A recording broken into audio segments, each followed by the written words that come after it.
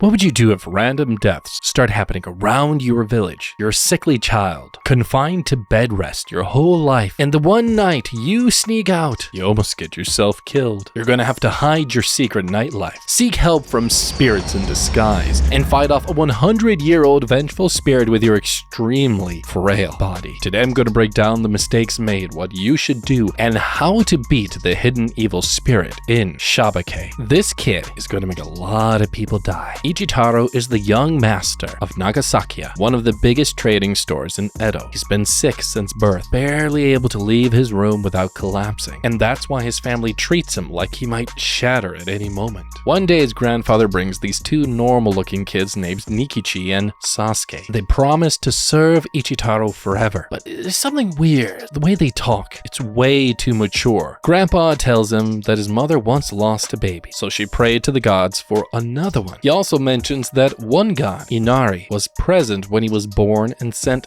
these spirits, Nikichi and Sasuke, to watch over him. But Ichitaro has no idea. He's only been given a very watered-down version. The real story of his birth is much, much darker. After Ichitaro grows up, he eats breakfast with his mother, this beautiful woman named Otae, and everyone keeps treating him like a sick kid. Even when he tries to do some labor, Sasuke stops him and he has to return to his room. And that's when these strange creatures called Yanari come running in and Sasuke chases them away. But after he leaves, Ichitaro grabs his purse from a drawer and finds a hidden letter. After reading it, he decides to sneak out at night. He summons a spirit called Byobunozuki from a painting on the wall and makes the spirit pretend to be him while he goes on his mission. Ichitaro sneaks out through the back door to find someone. By nightfall, he starts heading back home after coming up empty, and that's when a spirit from Inari's shrine named Suzuko Hime shows up and informs him the area is dangerous at night. And he tells her he went to find his elder brother, but couldn't before nightfall, and he couldn't get a ride back. And their conversation gets interrupted by the smell of blood. Suzuko Hime warns Ichitaro, and that's when this weird-looking dude shows up holding a bloody knife, and the guy says something smells nice and wants Ichitaro to hand whatever it is over. Now, Ichitaro has no idea what this guy wants. He runs, his weak lungs burning, his legs threatening to give out, and the killer chases him through the dark streets, and Ichitaro's physical limitations are very apparent, and he's about to die. And he calls for help from a nearby shrine. A Furaribi appears and flares up bright enough to lead the attacker away. Suzuko Hime uses the opportunity to lead Ichitaro back home. However, on their way, she inhales the smell of blood again, and this time, Ichitaro goes to investigate, and he finds a dead man behind a tree. Alright, we got a lot of questions. We shouldn't be here. Ichitaro is a frail kid. His parents haven't let him out of their sight since childhood, and there's a problem. Even the most vulnerable person wants to have time to themselves, to do what they love, to experiment, to test their limits, especially at his age. Ichitaro was bound at some point to take matters into his own hands if he never got the freedom to do what he wanted from his parents. It's like keeping a pressure cooker sealed. Eventually, something is going to pop. However, his parents, instead of assigning guards to confine him, just have the guards follow him, do whatever he wants to do. Clearly, he's frail, so don't let him hurt himself, but let him go out and experience the world. Yeah, he's sickly, but he still is an independent human being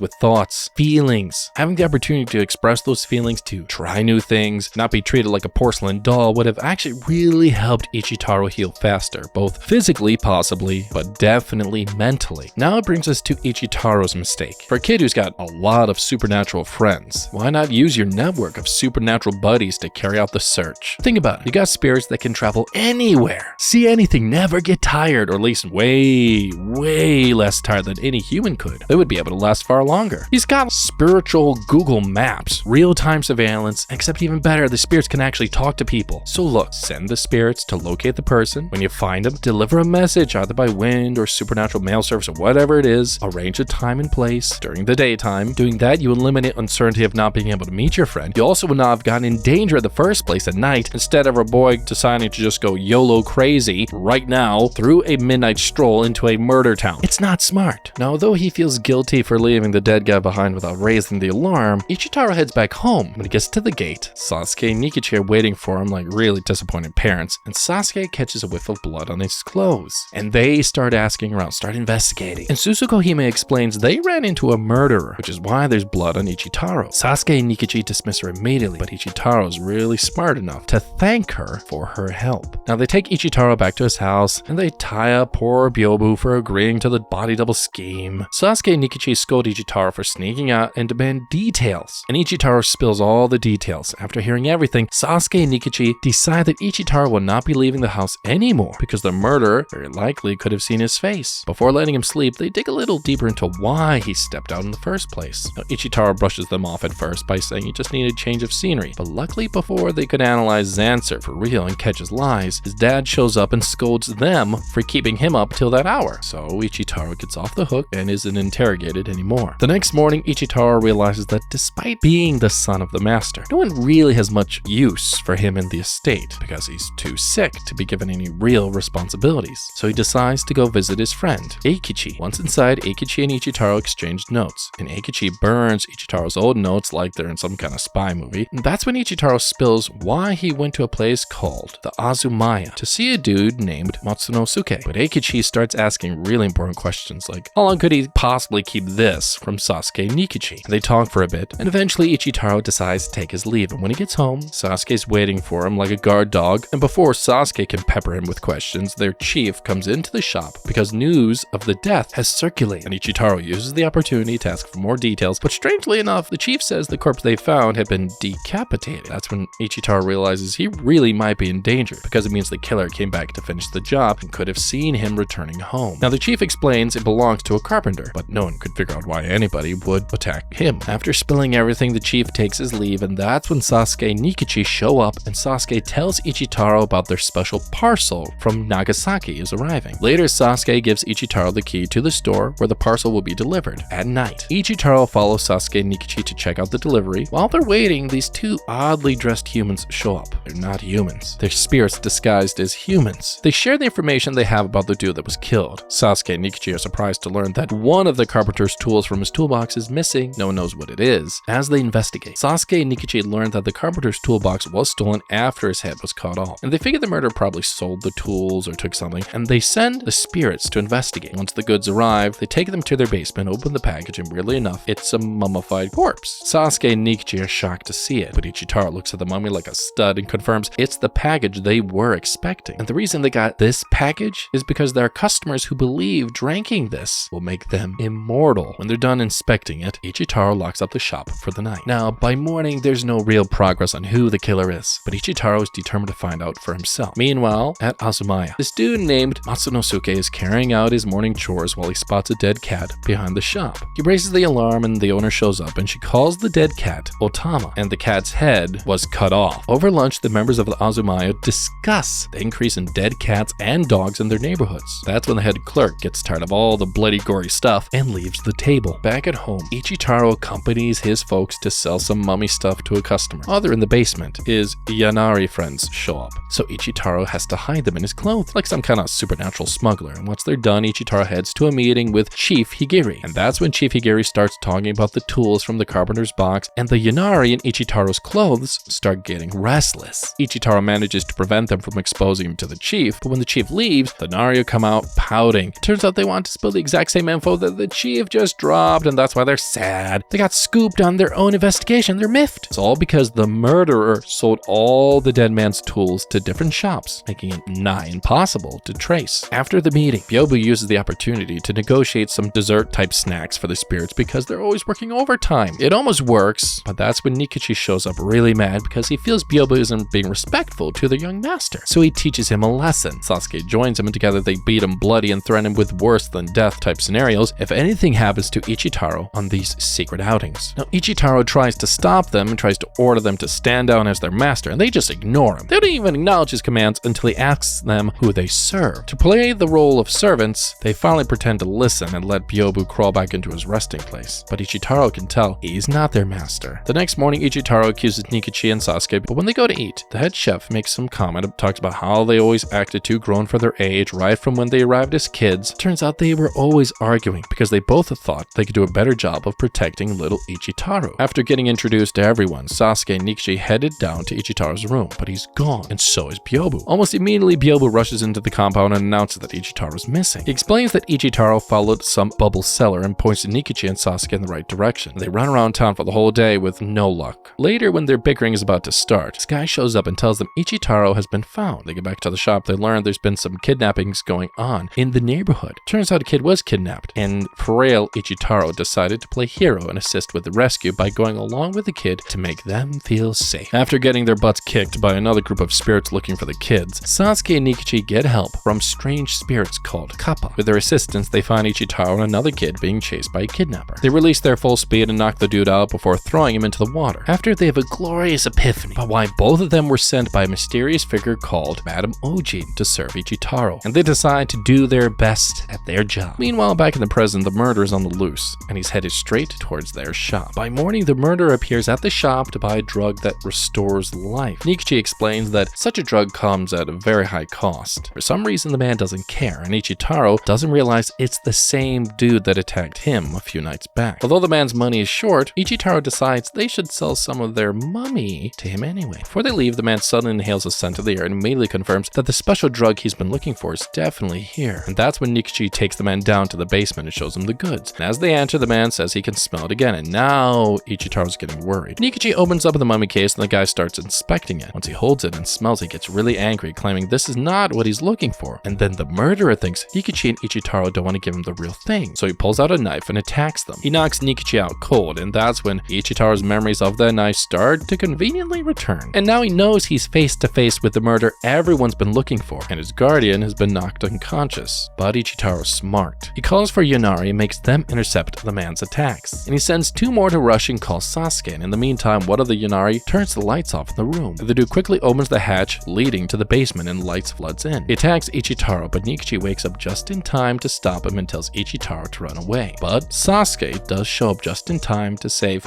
both of them. This could have gone so bad. If Sasuke were just a few minutes late, it would have turned out very differently. Look, I get it. It's been established Ichitaro wants to be independent and prove he's not useless. But this is reckless, and he could have gotten killed. There is a difference between being independent and being reckless. I mean, the moment the murderer walked into the shop asking about life-restoring drugs, wouldn't you think alarm bells would start going off? You gotta establish some sort of code word system with Sasuke and Nikichi. If I ever say the phrase sugar plums, it means danger. Obviously, it's inserted tactfully and it makes sense, but it means get down here quickly, no questions asked. You know, like kind of like a bat signal, but for like supernatural ghosty bodyguards. That way, as soon as weirdo murder dude starts showing up acting suspicious, just casually drop the code word, have backup on standby before things go crazy. Second, never take a suspicious customer down to the basement by yourself where all the valuable merchandise is stored. You're like baking a burglar into your safe room, showing them all the stuff, and then just like hoping they leave. And you're isolated in a basement, away from help. It's the perfect place for someone to commit murder without witnesses. And if a customer wants to see the premium products, bring samples up.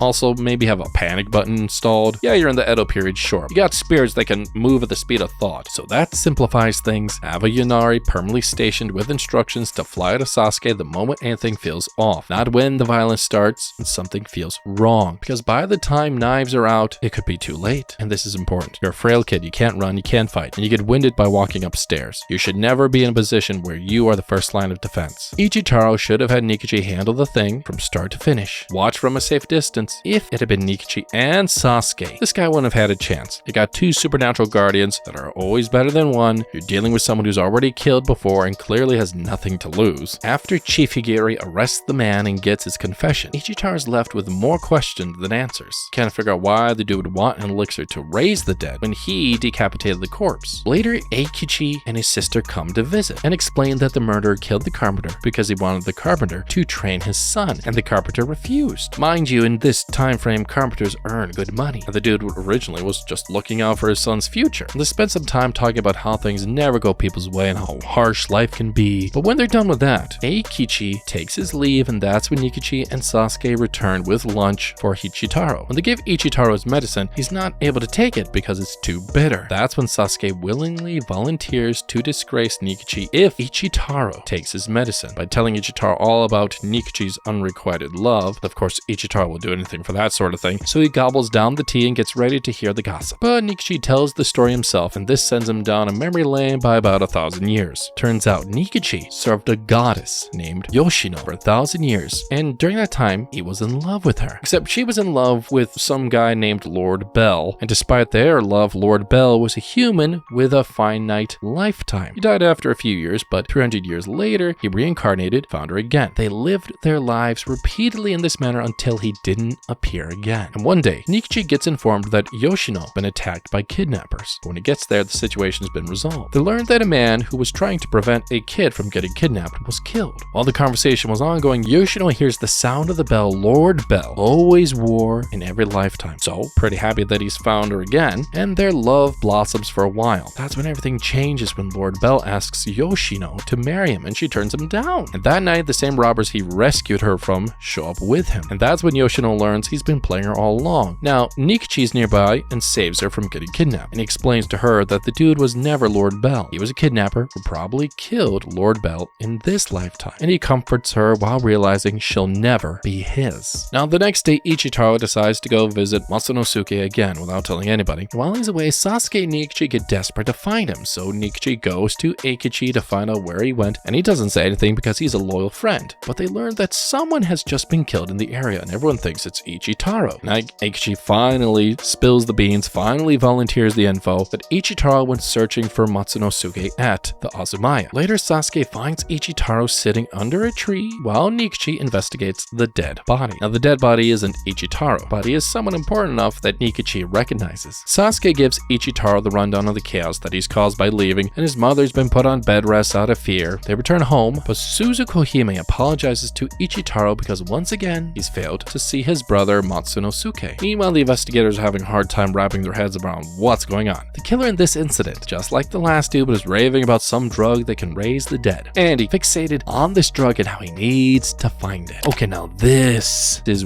weird. You're dealing with things that look random, but now you're starting to see connections. You're looking deeper, you're putting it under the magnifying glass, so to speak. Decapitation of humans and animals alike, questions about a wonder resurrection drug, zero concern for the victims. The anime is set in the old Edo period of Japan, a time when Japanese still strongly believed in the gods and spirits. Ichitaro is protected by two strong spirits and has a whole roster around him. I feel like they were way too slow in recognizing that this could be the work of a spirit. Look, most mythologies and dark demonological beliefs agree that stealing a soul can help elongate the life of another or give life to something else. And what this means that whoever or whatever this is, they're kind of conducting some sort of experiment. In real-world science, before any drug is tested, it's got to go through animal testing and some degree of success before human trials begin. I think that's why there was a rise in death of dogs and cats. The spirit's testing its hypothesis, its ideas on multiple animals before graduating to a human being. Now, the fact that these random people are still looking for the life elixir means everything. The spirit has tried a bunch, so far the experiments are failing. Therefore, what Nikichi and Sasuke and everyone else need to start doing is treat it like a symptom instead of a disease. You're just taking out the spirit's pawns while the real threat remains hidden. You gotta set a trap, put up an announcement about this mythical drug that can restore anything back to life, and use it there to lure the spirit in. Make it big, make it public, make it very public, make it very irresistible. The spirit has proven it can't help but investigate any lead on this thing. It's like an addict, a genuine addict that cannot stay away for its own good. Once the spirit takes the bait, use some sort of sealing jutsu or whatever the equivalent is, bind the spirit to the location, get an exorcist, permanently end it. It's better than what he did. And back at home, Ichitaro's dad calls a meeting to figure out where Ichitaro learned about Matsunosuke. That's when he finds out his relatives have been gossiping near Ichitaro. However, dear dad shuts down every possibility of Matsunosuke inheriting the shop by telling Ichitaro that if he doesn't inherit it, his dad would close it down permanently instead of handing it over to someone else. So Ichitaro tries to protest, but dad shuts him down and warns him to not scare them again. After the meeting, he goes to check on his mom and apologizes for frightening her. When he gets back to his room, Ichitaro invites Byobu to join him in eating. While they're eating, they talk about Matsunosuke, and being a busybody and a gossip, Byobu spills the tea. He explains that Ichitaro's mom had difficulty conceiving their first child. The child died 3 days after being born. The doctors told her she'd never have another child. That's why Ichitaro's uncles advised his dad to get another wife. A year later, Matsunosuke was born, but Ichitaro's mom refused to let him live with them, threatening divorce. So Ichitaro's dad sent the kid away. And after that, Ichitaro's mom started praying to the goddess Inari for her own child. By a miracle, Ichitaro was born at the same time his mother lost her own mother. So Byobu asks, why is he so interested in Matsunosuke? He explains that he wanted to see the kid who was born healthy in his place. Meanwhile, Matsunosuke has a dream about his baby brother. But just when he's about to enjoy a dream snack, he hears a scream that jolts him back to reality. Outside, he finds more dead cats. One of the dead cats is tied with a kimono. Looks just like his own. That's why everyone in Azumaya starts accusing him of being the cat killer. But then Omichi here, the daughter of Matsunosuke's implied employer. She's the reason that everyone lets him go. She explains there's a lot of kimonos like his and anybody could have used it to tie up a dead cat. She also comes up with a logical alibi for when one of the cats were killed. And because there can't be more than one cat killer, she concludes the real killer is out there. Matsunosuke thanks Omichi and thinks she's being really nice. And later the other staff in Azumaya argue whether it's a good thing for Matsunosuke because Omichi's brother Yokichi won't let it happen and he's a hardhead, and they think things will be difficult during his reign as the owner of the shop. And to make matters worse, Yokichi starts stalking Matsunosuke and a whole lot changes. When he's heading out from Matsunosuke's workplace, he finds someone killing a cat. It's the head clerk. Clerk tries to run away, but the people catch him and Matsunosuke retrieves the murder weapon. After, the Azumaya calls another meeting to determine his fate. While the others want to drive him away, Omichi reads Matsuno's feelings and enters a plea for the head clerk. She's doing all of this to make Matsunosuke fault for her generosity, and the gullible kid falls to the scheming woman. Omichi successfully convinces her family not to kick out the head clerk. After, the head clerk asks Matsunosuke to dispose of his animal poison for him. When he heads out, Matsunosuke discovers the truth. While walking by, he overhears Omichi's true intentions. Her niceness is just a facade to get him to like her. Now that he does, she's going to use him as collateral to marry into Ichitaro's family and inherit their wealth. Heartbroken, Matsunosuke takes his leave and almost poisons the entire family, but at the last moment he changes his mind because of a blue pearl he picked up on the road, and he lets them live for another day. The next day, Matsunosuke packs up his bags, tells his bosses he needs to make a delivery, and then takes his leave. Back at Ichitaro's residence, Ichitaro talks with Eikichi, and Eikichi tells him that he thinks the killer is either a spirit or a sorcerer. Now Ichitaro totally buys it, which is why he immediately calls Sasuke Nikichi, and he explains to them they're dealing with a spirit that jumps from host to host. There's only one question left. What does this spirit really want? Ichitaro asks them to reinvestigate the items that went missing from the late carpenter's toolbox, and he points out that the dude who attacked him in the basement mentioned something smelling like the drug he was looking for, but Nikichi and Sasuke shut him down by reminding him that he hasn't taken his bath. Interesting. Now, as soon as Ichitaro heads out with Sasuke, Byobu asks Nikichi how long they think they can keep this secret from Ichitaro. Now, Nikichi's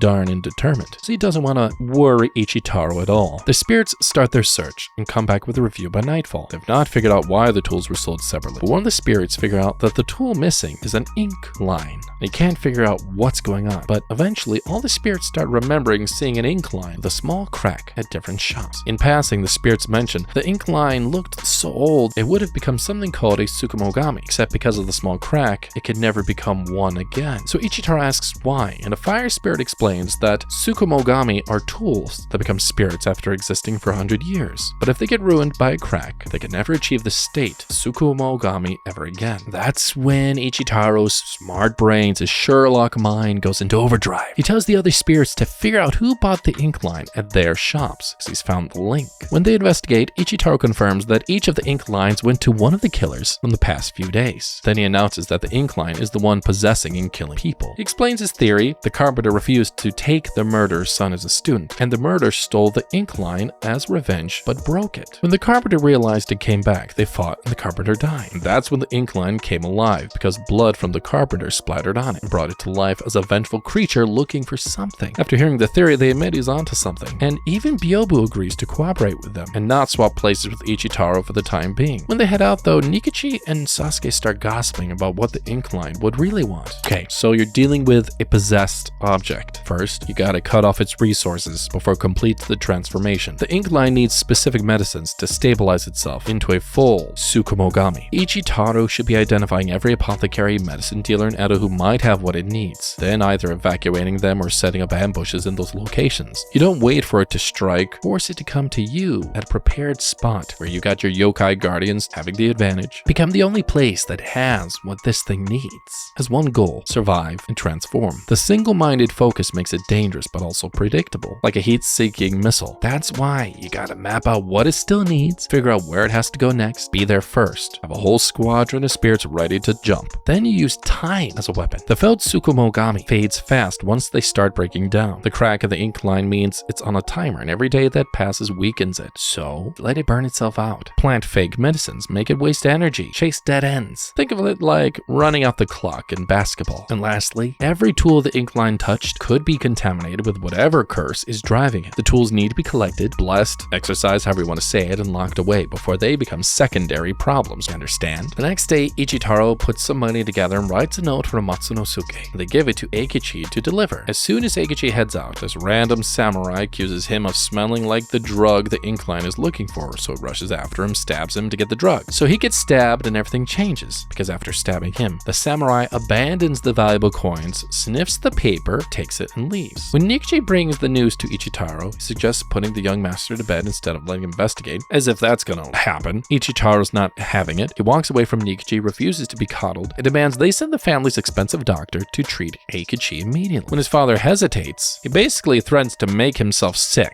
and he weaponizes everyone's paranoia about his health. It's brilliant and manipulative, but it works. Later, Ichitaro goes to visit Eikichi with Nikichi and Sasuke. Then everything comes together. He learns that the dude who attacked Eikichi talked and sounded just like the one who attacked them in the basement, and they realize it's the Incline. And to confirm their suspicions, Eikichi unknowingly explains the criminal didn't even take his money. He only took the letter Ichitaro wrote to Matsunosuke back at home. Ichitaro asks Nikichi and Sasuke if they think Eikichi was attacked because the Incline thought Eikichi was Ichitaro. They try to wave it off, but he brings out the receipts now. Every time the Incline comes into contact with something that belongs to him, it believes the medicine is near. Nikichi and Sasuke brush it off, but Ichitaro's serious. And Byobu suddenly interrupts them and informs Nikichi and Sasuke they have a visitor. This giant Buddha-like dude enters the room, and Nikichi and Sasuke are surprised to see him. They call him Lord Yudo, and he joins them in their discussion. Yudo informs Ichitaro that he was sent by a spirit called Kabugorobo. When Ichitaro asks who that is, Yudo informs him that she's his grandmother, the person he's come to know as Madame Oji. This confuses Ichitaro, because to his knowledge, Grandma's dead before he was born. Yudo explains the reason spirits wait on Ichitaro, and the reason why Ichitaro can distinguish spirits from humans no matter how well they hide. It's because he's a spirit descendant. He learned that Grandma is a spirit who serves some divine being. And the story gets even more interesting. Ichitaro tells Yudo he believes the Incline that's on the loose is after him. Yudo starts a very interesting tale about a young woman who was not blessed with children. Yudo tells Ichitaro the story of his mother about her obsession getting a child. He reveals that because of Ichitaro's mother's desperation, Madame Oji got an elixir from the divine being in exchange for serving this being forever. A drug for restoring the souls of the dead called Hangon incense. By using it, Ichitaro was drawn back to the world from the land of the dead. That's why the Incline, the Tsukumogami, is after him. It's because he has the scent of the dead. Yudo asks Ichitaro what he would do, and he says knowing that everything's happening is technically his fault, can't sit on the sidelines while others deal with it, so he decides to help the problem once and for all and figure it out. After he responds, Yudo turns into black smoke and reveals that if he had chosen to hide away, not be interested in the pain of others, Yudo would have sent his soul back to the spirit world. After Yudo leaves, Ichitaro comes up with a plan that's actually pretty smart for someone who's actually locked up in his room his whole life like an otaku. He makes his mom buy him some enchanted talismans, like an enchanted knife, and he's going to lure the failed Tsukumogami to a specific location where he has the advantage. He plans to use the incense wrapper from his parents' prayers as bait, drawing it to the grounds of the temple. Solid plan, and honestly, fewer civilians around the temple, spiritual authorities nearby in case of emergency, and controlled terrain where his yokai guardians can fight without worrying about collateral damage. Ichitaro and Nikichi and Sasuke head down to the altar set up by his mother and take the incense paper. Thereafter, they clean up the place as an apology for disturbing the sanctity of the space. After praying, they leave to carry out their plan, and Ichitaro creates a fake Hangon incense, basically the supernatural equivalent of a decoy, and they get ready. There's a problem. Ichitaro didn't account for this. The Incline targets Matsunosuke instead. The possessed samurai dude heads down to the Azumaya and asks for Matsunosuke. Fortunately, he's not in town. He's been on leave, staying away because of all the suspicion on him from all of the cat murders. When the Incline finds out its target isn't present, it does what any frustrated, rage-driven spirit would do. Sets the whole place on fire. Now Azumaya's burning and people are trapped inside, and Ichitaro's plan just went completely sideways. Meanwhile, back at home, Ichitaro wakes up because of how busy and noisy it is outside. When he learns there's a fire north of their house, he realizes that's where Matsunosuke works. And then he figures out the Tsukumogami attacked Matsunosuke to lure him out. However, when Matsunosuke hears about the fire, he abandons his safety and rushes back to help. At the same time, Ichitaro suspects that the Tsukumogami is at the root of the fire. So he convinces Nikichi and Sasuke to accompany him to the Azumaya. He grabs the remaining talismans and the enchanted sword. Matsunosuke rushes down to the Azumaya, and they immediately send him to find Yokichi. First, he finds the head clerk. The head clerk refuses to abandon his ledgers and plunges back into the fire because apparently that's more important than living. And then he finds Yokichi, the heir to Azumaya, who's been the absolute worst to him, and drags him to safety. Now, Yokichi's not cooperating, almost like he wants to die too. And what Matsunosuke doesn't realize is that Yokichi is being possessed by the Tsukumogami. Ichitaro and his gang arrive at the Azumaya, and they immediately immediately faced with the reason why the fire is not going out. Turns out the failed Tsukumogami recruited some fire weasel spirits to keep the fire spreading and burning, because why just possess one person when you commit full-on arson with supernatural backup? And just then Yokichi appears in front of Ichitaro and his gang, and once he talks, Ichitaro knows he's being possessed. The Tsukumogami pulls out his sword and asks for the Miracle drug. Sasuke doesn't feel threatened. He moves faster than lightning, snatches the sword, and holds it up to Yokichi's neck. Sasuke breaks the sword, but Ichitaro stops him from killing it for Yokichi's sake. Then they play a game of tag with a murder spirit in the middle of a burning building. Totally normal. When they think they've cornered the Tsukumogami, it commands these fire weasels to increase the fire. And that's when Sasuke and Nikichi get buried under a pile of rubble just to keep Ichitaro safe, because they push him out of the way of an explosion at the last second. While they're under the debris, Ichitaro faces off against the Tsukumogami alone. He uses the remaining talisman to put out the fire where Nikichi and Sasuke fell, and all he has left to defend himself is the enchanted sword, which for some reason the Tsukumogami is afraid of it. Now the failed Tsukumogami delivers a passionate speech about how it waited for 100 years to become a spirit. Ichitaro tries the sacred art of Tag no Jutsu, but when that fails, Tsukumogami attacks him, and the fake Hongon incense falls out. When the failed Tsukumogami breathes it in, he realizes that it's been played. Because the fake incense is mixed with the talisman, as soon as he breathes it in, the force of the talisman weakens it significantly. Then Ichitaro uses the final talisman to force the creature out of Yokichi's body, and like a proper stud, he slashes the monster apart for good. Okay, good. He did good, he turned the tables on him, but we did see how quickly it could have gone wrong. First off, you know Ichitaro has the frailest constitution of, well, anyone. But in this scene, Ichitaro's trying to do stuff he's never been trained for. Incredibly risky, glad it worked out. But honestly, would have been safer for him to accept his limitations first. There was absolutely no reason to stop Sasuke from dealing sufficient damage to Yokichi. Come on, the guy's trying to kill you in a burning building. No, look, I'm not that wicked. But if it comes down to saving myself or saving Yokichi, choose myself, call me selfish, but I'd like to see you tomorrow. Here's what I would do. After you rough him up, tie him up, as I said, use the talisman on him immediately. No one else gets hurt. Ichitaro doesn't have to play the hero. Once it's on Yokichi, the spirit will be forced out. Then you can have both Nikichi and Sasuke around uninjured. Either of them can slash the spirit with ease. Look, Ichitaro, he did great. Good with the fake incense, don't get me wrong. Genius. There's no need to breathe in so much smoke. It could have permanently damaged his weak lungs. He could have passed out. Look, if you ever find yourself facing a vengeful spirit, you gotta think about protecting all of your loved ones, not just yourself. Ichitaro, if he had just divided his talismans, protective measures between the Azumaya, Matsunosuke's location, and his home, he would have prevented all of this crazy, dumb, unnecessary death and loss of property. Like cybersecurity. You don't just protect your main computer and leave all your other devices vulnerable. You cover everything, protect everything, secure everything that matters. Anyway, the fire weasels rage after their benefactor disappears, because apparently fire weasels are loyal to a fault. Before Ichitaro can do anything about them, he passes out. Turns out finding a centuries-old vengeful spirit while inhaling smoke with weak lungs and weak constitution and frail body is bad for you. Who knew? Anyways, when he wakes up, Nikichi and Sasuke are carrying him back home. Turns out the talisman he threw at their fire helped them escape from under the rubble. He learns that Yokichi is unharmed, aside from some bruises on the psychological trauma of being possessed, but no one knows where Matsunosuke is.